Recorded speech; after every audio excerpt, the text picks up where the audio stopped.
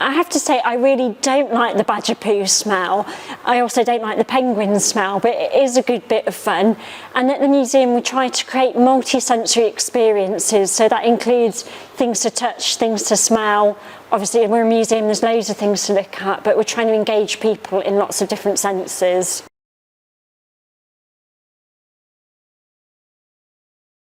So the piece in the museum that I say good morning to doesn't actually belong to the Herbert, it's the Natural History Museum's wonderful Dippy. And we're just so excited to have Dippy in Coventry that I can't help every morning walking past and saying good morning.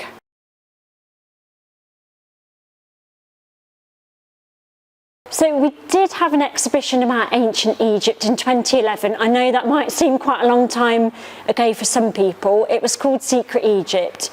And I don't think we'd ever curate an exhibition about ancient Egypt again at the Herbert, because we only have a very few, about 5 items relating to that. But we couldn't rule out in the future maybe bringing in a touring exhibition on ancient Egypt.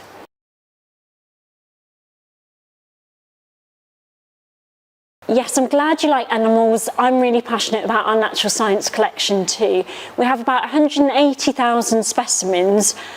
Unfortunately, most of them are in storage, but accessible through things like Coventry collections online, quite a lot of images of the insects. There are a lot on display in Collecting Coventry, and we do hope, we are planning in the future, maybe 5 years or more time, we're hoping to get a permanent natural science gallery back at the Herbert.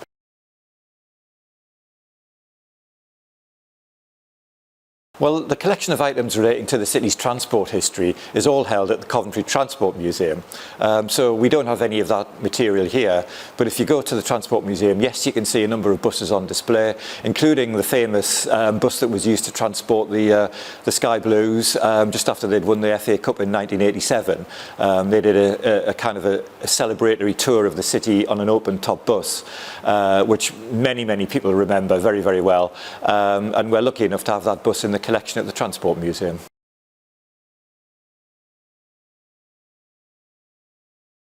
Yes, well, next year we're going to be working with a guy called Hardish Verk, who's got an amazing collection of material relating to the South Asian community in Coventry.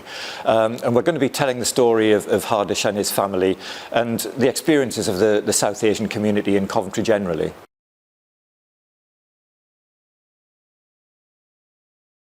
Yes, we've got quite a few old coins on display. We do have a small hoard on display in the History Gallery in the first timeline case at the start of the medieval period.